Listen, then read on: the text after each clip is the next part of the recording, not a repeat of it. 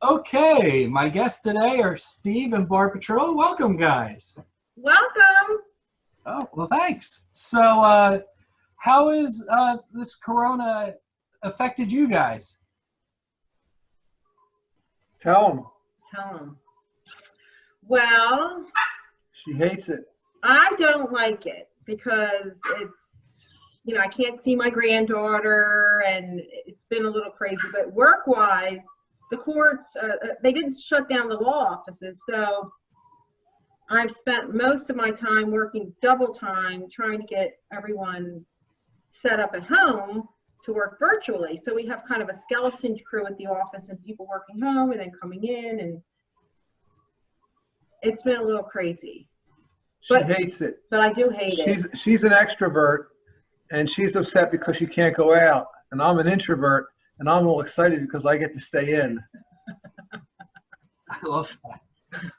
I've still been going out. I still go to the grocery store. I sold a couple houses, had to wear masks and gloves and went out, but it's winding down now though. It's a little crazy. Okay, so now you started your own practice in 1985. Is that correct? That is correct.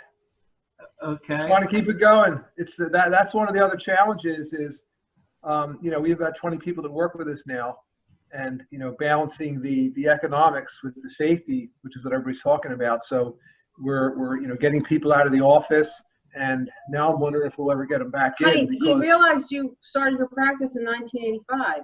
Yeah. How'd you find that out? he did his homework. Honey. I have my homework. I've got a great resource team. I mean, I can go with, in 1992, you were elected to the Camden County Freeholders. Is that also correct? They froze.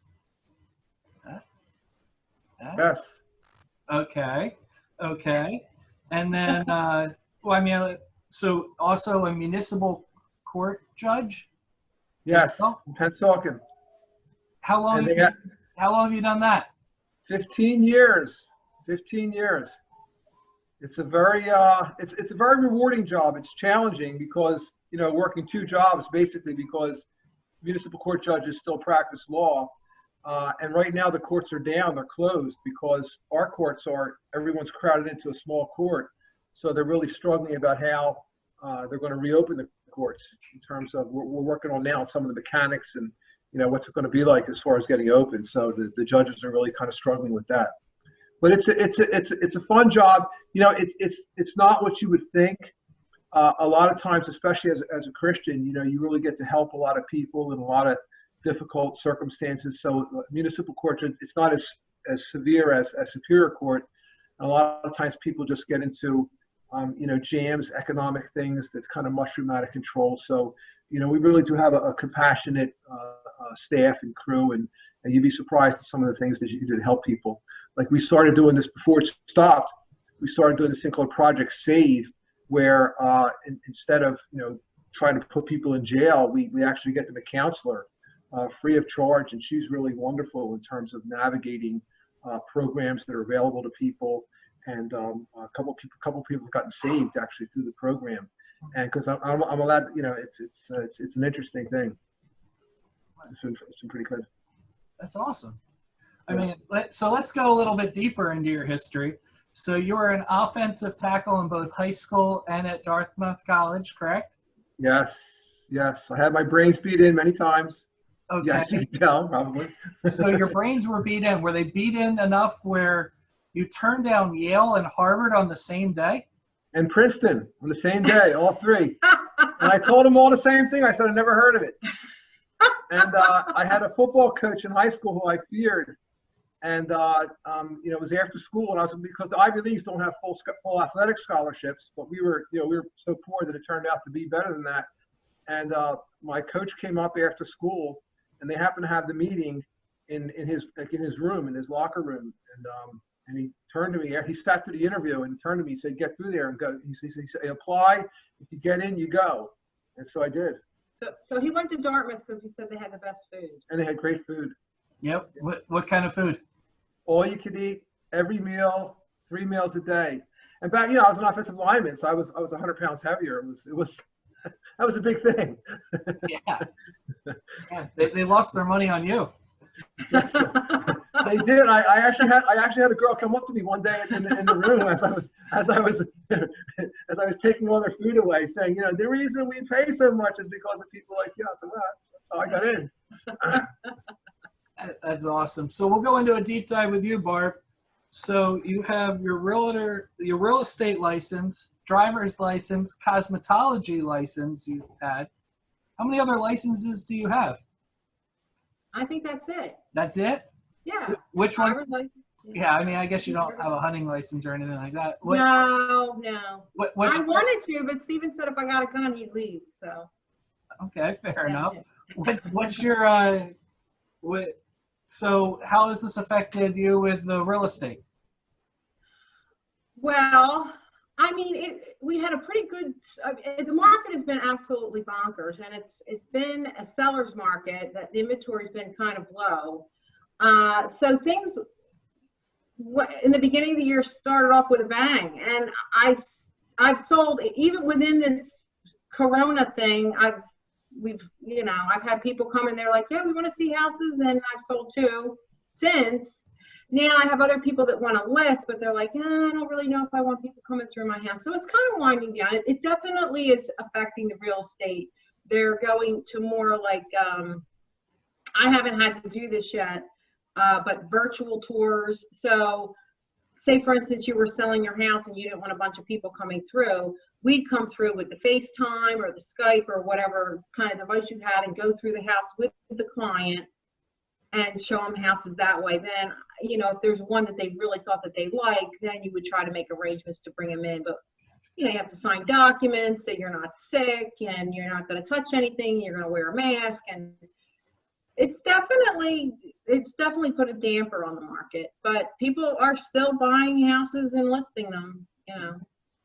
So tell them how you got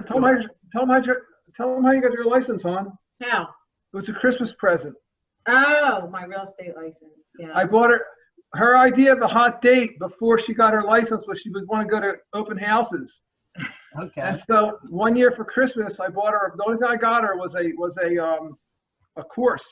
I bought her a real estate course, and she said, "You can't make me go to school for a Christmas present." And I said, "Well, here's the thing. I got one too. We'll go together. It'll be a date." And she did it, and she beat me on the test by 1 point. And I still hear it.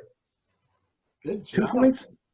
1. It was 1 point. It was 1. Look at you dancing. So speaking of you dancing, I hear you joined TikTok.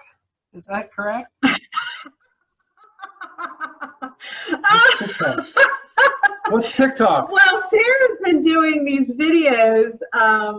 She's doing a course for college, and she's doing the whole Adobe series, and she's got her YouTube channel, and she's doing all these things, and she's showing me these TikTok things, and then she's doing them. So I'm looking at them, cracking up, and I'm like, how do I see yours? She's, well, you got to get the app. So I got the app, and I had to join. So maybe I'll start doing real estate TikTok things, or I don't know. Maybe we'll do some dancing. What's TikTok? Maybe we'll put this on TikTok. What's TikTok? It's a short video where people do dances, or I don't know. I don't have it. But I don't know that. No, Sarah put me on. I think she did TikTok. So yesterday it was kind of rainy out, and I was outside and I was cooking hamburgers on the grill, and I was like, oh, you know, I'm sitting there and I'm looking in the window at the steps there. So I started doing. I taught aerobics for like 20 years also. So the steps there. So I start doing like a step class with on the step, and she's looking at. She starts videoing me, and she put this on TikTok. I'm like, what are you doing anyway? oh, so you taught. You gotta keep yourself occupied. Absolutely. Yeah. So speaking of exercises and all that kind of fun stuff, do you guys enjoy walking on the boardwalk down in Ocean City more, or like riding bikes? No more. Well, I mean, Shut it down. well, right now it is, but as far as in your past, did you enjoy riding the bikes on the boardwalk or jogging on the boardwalk? What did you guys enjoy more? Well, both. She walks much faster on the boardwalk than anywhere else. We've been walking around the neighborhood now. Slow. She walks slow around the I neighborhood. walk slow. Yeah. On the boardwalk, she walks fast. I walk Why fast. is that? I don't know. I guess everybody else is walking fast. I don't know. Keeping up with the Joneses. I couldn't I think figure it out. everybody walks slow because they have all the like popcorn and fudge and No. silver taffies they're stopping at. On the boardwalk? No, when we go on the boardwalk, we walk. We're on a mission. Yeah. Yeah. Yeah. How about you? Well, I just stop at every single food place along the way. I think when I was down there with you guys that one time, we got those giant saltwater taffy balloons. They were like, Oh, yeah, right. and, We kids Shrimers. like those. Yeah. So, kind of going into a little bit of a change. I'm going to go into a would you rather game. I have my Eagles hat, random questions in it, just would you rather. So we'll go with you first, Barb. Your question would be,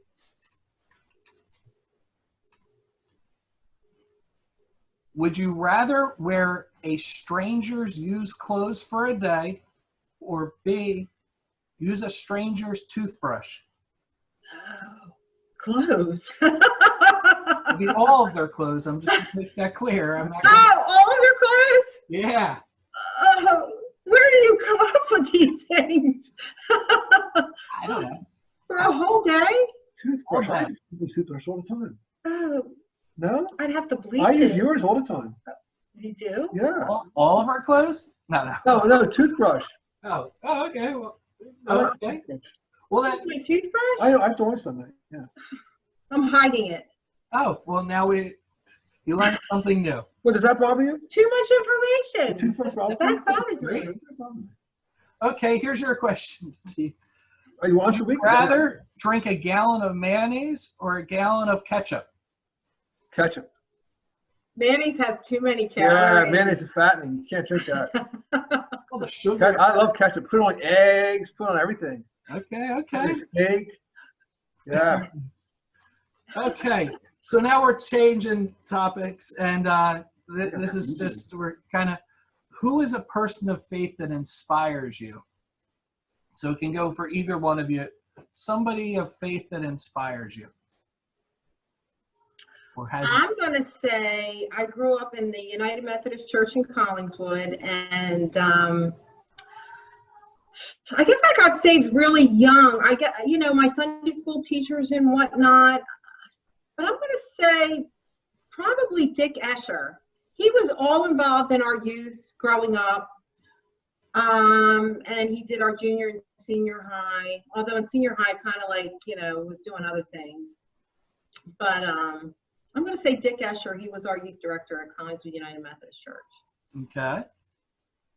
And my mom. Done? I'm done. I would say it would be a prior pastor named Tom Larmore.